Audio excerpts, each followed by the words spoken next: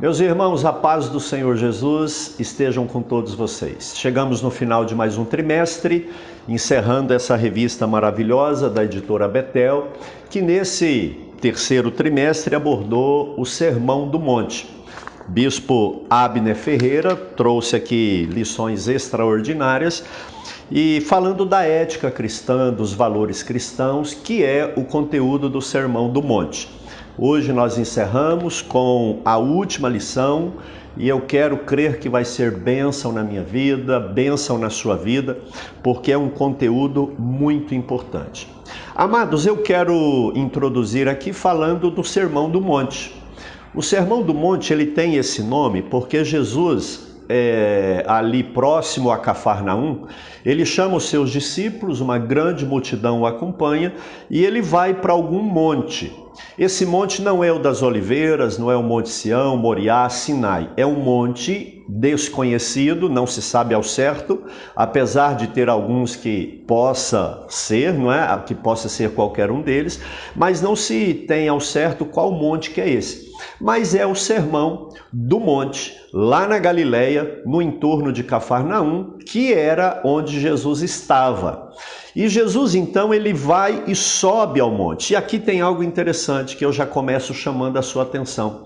Quando Deus fala com Abraão, ele ordena Abraão a sacrificar Isaque no alto de um monte. Quando Deus quer revelar a lei para Moisés, ele manda Moisés subir ao monte. E é no alto do monte que Deus fala com Moisés, revela a sua bondade, dá todas aquelas leis, ordenanças e mandamentos do Antigo Testamento.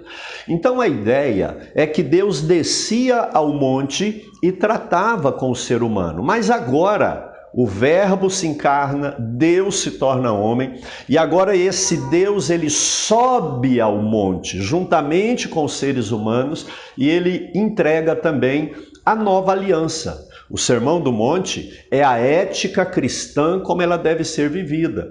O Sermão do Monte são os valores cristãos que eu e você devemos buscar e praticar. Se você quiser fazer uma campanha maravilhosa no seu culto doméstico, eu quero te sugerir, faça a campanha do Sermão do Monte. Cada dia leia uma perícope, comente com a família, faça uma oração, porque o Sermão do Monte nos ensina os valores e a ética cristã. Pois bem, Jesus então ele sobe aquele monte. Nós tivemos em quando visitamos Israel, e ali provável monte, e há uma como que concha acústica, em que a multidão ficou abaixo e Jesus usou ali as características geográficas, o relevo, né? E ele falava do alto e a multidão ouvia lá de baixo. Então era como se fosse uma concha acústica natural. Naquela época não existia serviço de som. E o Senhor, como Criador, sabia como ampliar e amplificar a sua voz. Meus queridos irmãos, Mateus, ele ocupa 3 dos seus 28 capítulos para transcrever o Sermão do Monte. Coisa que Lucas, ele transcreve em um capítulo, que é o capítulo 6 do Evangelho segundo Lucas. Lucas, ele sintetiza. Nem João cita alguma coisa e nem Marcos. Só Mateus e Lucas acerca do Sermão do Monte. Ele fala de valores e nele nós aprendemos isso daqui. Como nós estamos na última lição, você sabe aquele momento em que o pregador introduz o tema, ele trabalha as ideias, ele transmite a sua mensagem e de repente ele diz assim: eu quero terminar essa ministração. Geralmente pede às pessoas para curvarem a cabeça, para ficarem de pé, e ele dá aquela palavra conclusiva do seu sermão que sintetiza toda a essência daquilo que ele quer falar. A conclusão é aquele gostinho que vai ficar na boca por último e que vai acompanhar. Pois bem, Jesus, concluindo o sermão, a pregação, a mensagem do monte, ele, nesse momento alto aqui da ministração, ele pega e conta uma parábola. Parábola é uma comparação em que Cristo usa das coisas terrenas e materiais para falar verdades e mistérios das coisas celestiais e espirituais. Aquilo que nós conhecemos, ele transforma isso e leva isso para o campo daquilo que é abstrato, daquilo que não é tangível, que são as verdades espirituais. Jesus então conclui contando uma parábola. E esta parábola é exatamente o texto de referência que nós vamos ver aqui. O texto áureo, o autor da revista, ele coloca Tiago, capítulo 1, versículo 22, que ele sintetiza a ideia dessa parábola, que Jesus está concluindo o Sermão do Monte. E Tiago 1, 22 diz assim: sede cumpridores da palavra, e não somente ouvintes, enganando-vos com falsos discursos. Olha quantas ideias nós temos aqui, né? Sejam cumpridores, praticantes da palavra, não somente ouvintes. Amados, as nossas igrejas, infelizmente, estão cheias de pessoas que só ouvem e gostam de ouvir. Isso é bom, porque a fé vem pelo ouvir. Mas pessoas que não obedecem, pessoas que não cumprem. E Tiago diz que esse tipo de gente, eles se enganam com falsos discursos porque eles ouvem para não obedecer. Nós vamos aprender na conclusão do Sermão do Monte que tudo que Jesus fala, tudo que ele ensina deve ser colocado em prática e não apenas para um conhecimento teórico. Pois bem, o autor, ele escolhe a narrativa de Lucas, capítulo 6, do 47 até o 49. E a Bíblia Sagrada nos diz assim: qualquer que vem a mim e ouve as minhas palavras e as observa, eu vos mostrarei a quem é semelhante. E aqui eu chamo a atenção, porque essa pessoa veio a Cristo, ouviu as palavras de Cristo e observa as palavras de Cristo. São 3 verbos. E às vezes as pessoas vêm a Cristo, mas não ouvem a palavra. E se não ouve, não vai observar. Às vezes as pessoas vêm a Cristo, ouvem a palavra de Cristo, mas não obedecem. Então é interessante que essa tríade aqui desse versículo 47 seja uma realidade na minha e na sua vida. Nós viemos a Cristo, nós somos cristãos, nós congregamos, nós estamos numa igreja, nós ouvimos ministrações, a gente lê a Bíblia. E para que isso tenha efetividade, nenhum valor existirá se nós não formos observadores dessa palavra. Nós precisamos obedecer essa palavra. Por mais que seja sacrificial, por mais que um preço alto tenha que ser pago, nós precisamos colocar isso em prática. É o chamamento aqui. Jesus diz que aquele que faz isso aqui, ele é bem-aventurado. E na parábola ele diz: é semelhante ao homem que edificou uma casa. E edificar uma casa aqui é o seu projeto de vida, são os seus valores, os seus princípios. Cada dia você está colocando um tijolo, fazendo uma coluna, edificando o seu trabalho, a sua formação cultural, a sua família, onde você coloca o seu dinheiro, onde você gasta tempo. Você está fazendo uma casa. E Jesus diz aqui que quem vem a ele, escuta e obedece, é semelhante àquela pessoa que edificou uma casa. Mas ele edificou essa casa como? Ele cavou, ele abriu bem fundo. E aqui vem a parte forte desse texto. Ele abriu e cavou bem fundo e pôs os alicerces da sua vida, da sua casa, que é aqui a parábola, a metáfora, a comparação, na rocha. Meu irmão, abrir buraco na rocha não é fácil. Cavar fundo na rocha não é fácil. Você vai tirando um pedacinho, é penoso, é sacrificial. E Jesus aqui está dizendo que nós, para obedecermos a palavra, tem um preço a ser pago. É como furar na rocha. Talvez você não faz muito, mas você faz aquilo que Deus manda fazer. E aí então ele coloca a sua casa sobre essa rocha. O alicerce dele está num terreno firme. E Jesus continua dizendo: vindo a enchente, bateu com ímpeto a corrente naquela casa e não a pôde abalar, porque ela estava fundada sobre a rocha. Mateus ele fala da chuva, do vento e da correnteza, né? Lucas ele fala da corrente, da enxurrada, das águas. Mas Mateus ele diz a chuva que vem de cima, o vento que vem da lateral e a enchente, essa chuva que ocasiona aquela água que bate na base. Então, ataque de cima, de lado e de baixo.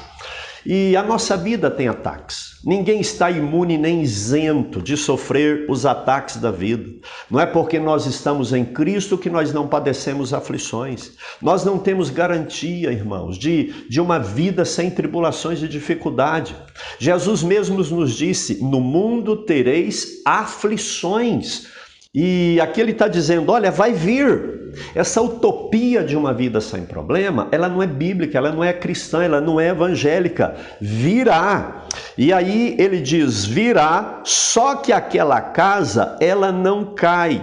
Ela resiste, ela suporta. Por quê? Ela está fundada na rocha. É a vida de alguém que pratica a palavra de Deus. Mas Jesus continua dizendo, mas aquele que ouve. E para ouvir é porque ele veio a Cristo, ele está na igreja. Ninguém ouve se não tiver em Cristo. Então ele veio a Cristo, ele batizou em águas, ele fez discipulado, ele ouve a pregação, ele lê a Bíblia, ele tem prazer na palavra. Só que a grande diferença, ele não pratica a palavra. E aqui Jesus diz, este é semelhante ao homem que edificou a sua casa sobre a terra. Cavar na terra é fácil, e aqui não diz nem que ele cavou, ele fez o alicerce em cima da terra. Mateus fala que é na areia, fez a casa sobre a areia, sem alicerces. Ele começou a amontoar tijolo direto no chão, é muito mais fácil. É uma vida larga, é uma vida de um caminho largo, eu vivo do meu jeito, como o que eu quero. Só que os problemas, eles vêm para todos. Jesus diz aqui, olha, acontece que bateu com ímpeto sobre aquela casa a corrente, a chuva, o vento e a correnteza das águas. E aí ele diz, e logo caiu. Meu irmão, a obediência à palavra de Deus é que nos dá firmeza nos dias maus. Nós só suportamos as tribulações e adversidades da vida. A vida dói, é um sacrifício, é uma luta diária. E nós só prevalecemos de pé se nós tivermos uma vida de obediência. É forte e traumático, porque Jesus encerra dizendo, e foi grande a ruína daquela casa. Na verdade, Jesus nunca desejou que a palavra dele caísse em ouvidos moucos, pessoas que escutam e simplesmente não praticam. Por isso eu quero concluir essa última lição do Sermão do Monte, essa mensagem que Cristo nos dá aqui, fazendo algumas aplicações práticas, diárias, para que eu e você venhamos refletir sobre essas verdades e nos olhar diante do espelho. Como está a nossa vida de prática na nossa fé? Meus irmãos, a primeira coisa aqui é que as aparências enganam. Qualquer pessoa que passasse na frente daquelas duas casas, veriam duas casas iguais, porque era o mesmo projeto. Tudo indica que a fachada, a aparência daquelas casas, elas não tinham diferença nenhuma. E quem passasse ali, ele não ia perceber quem de fato tinha uma casa sólida e quem tinha uma casa frágil. Assim é também a nossa vida cristã. A gente não consegue diferir uma pessoa da outra, até porque isso também não cabe a nós. A gente vê pessoas, mas não sabe lá no íntimo a vida cristã que essa pessoa tem. Veja que a diferença estava naquilo que é invisível. A vida cristã não é aquilo que nós mostramos, não está no exterior. A vida genuína com Deus, ela está aqui dentro, no tanto que eu dependo de Cristo. E quanto mais eu conheço Jesus e o Evangelho, mais eu primo em ter uma vida de obediência.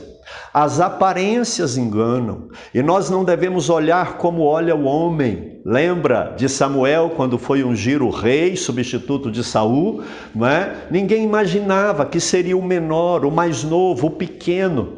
Assim são as coisas espirituais. Por isso vamos olhar para nós, analisar a nossa vida, a dependência que nós temos do Senhor. A lição anterior diz que algumas pessoas vão chegar no último dia e vão dizer: Senhor, no seu nome nós fizemos milagres, expulsamos demônios, curamos enfermos, tudo externo, aparente. Mas Jesus vai dizer: afastem de mim, porque eu não conheço vocês. Então, queridos, não tenhamos uma vida de aparência, não tenhamos uma vida de performance, de faz de conta. E o Espírito Santo, ele fala comigo e com você para que a gente tenha uma vida de obediência, uma vida de atenção, uma vida de temor. A verdade central dessa parábola é que a obediência à palavra de Deus, ela é indispensável na vida do verdadeiro cristão. Então não vamos viver de aparência. Vivemos numa época de relatividade. A relatividade ética, relatividade moral, cada um tem a sua verdade.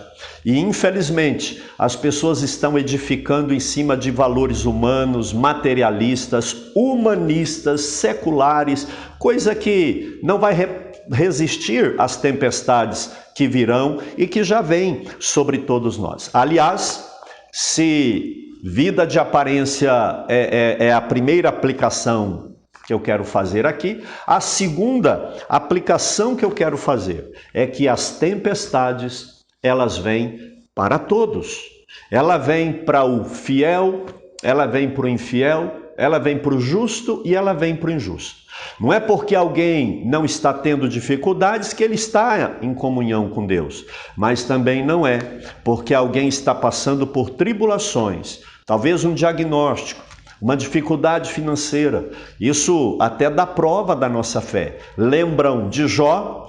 Deus, ele permite o inimigo tocar em Jó exatamente para que Jó demonstrasse que as tempestades, elas podem vir na vida de todas as pessoas. Nós só seremos de fato libertos de tudo isso quando Cristo se manifestar. Aqueles que têm uma vida de relatividade, que não têm uma verdade plena, que não estão edificados em Cristo Jesus, quando a tempestade vem, aí é que elas se mostram. Simplesmente elas se tornam pessoas desesperadas. Eu e você precisamos executar o nosso projeto, a nossa vida, a nossa existência, esses dias que nós temos daqui para frente, vivendo uma vida de verdade, uma vida de obediência à palavra do Senhor. Amados, o cenário descortina um mundo que vai zombar da palavra de Deus, que vai rir daqueles que são cristãos, talvez até vindo com perseguições que cada dia irão piorar, mas guarde a sua fé, coloque Jesus em primeiro lugar. O que é ter o fundamento?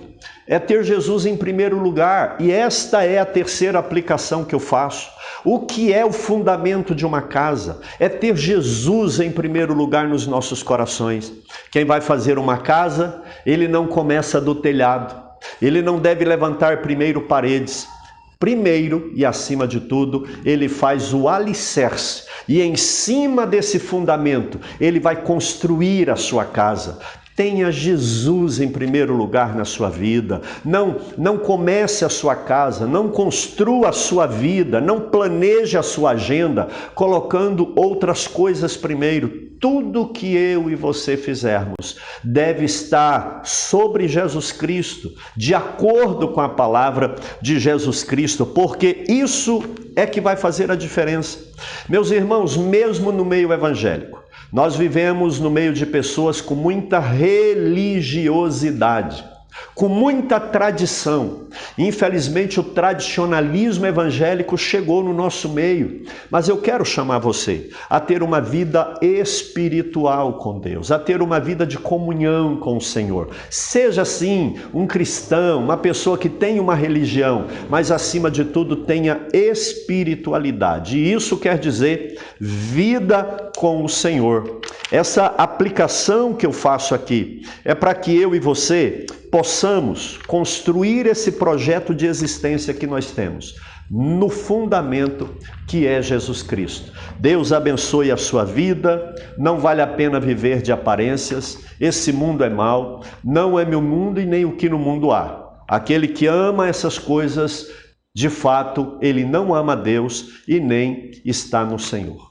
Eu quero orar aqui, meus queridos, e o desejo do meu coração é que o Espírito Santo de Deus, ele venha sobre a minha vida e sobre a sua vida, sobre cada ouvinte dessa ministração, para que nós não sejamos tão somente ouvintes, mas que a nossa mente, o nosso coração, que vieram a Cristo, que ouvem a Cristo, tenhamos também a disposição, ainda que dá trabalho, furar na pedra, cavar fundo na rocha. Isso fala da porta estreita, do caminho apertado, mas que eu e você venhamos com sacrifício e pagando o devido preço, na força do Espírito Santo, ter uma vida de obediência e prática da palavra do Senhor. Jesus, no Evangelho segundo São João, no capítulo 14, versículo 21, ele diz: todo aquele que ouve as minhas palavras e as pratica, esse é o que me ama. Que o Espírito Santo abençoe você, a mim e todo o povo de Deus na terra, praticantes da palavra e não ouvintes, enganando a nós mesmos. Deus abençoe você.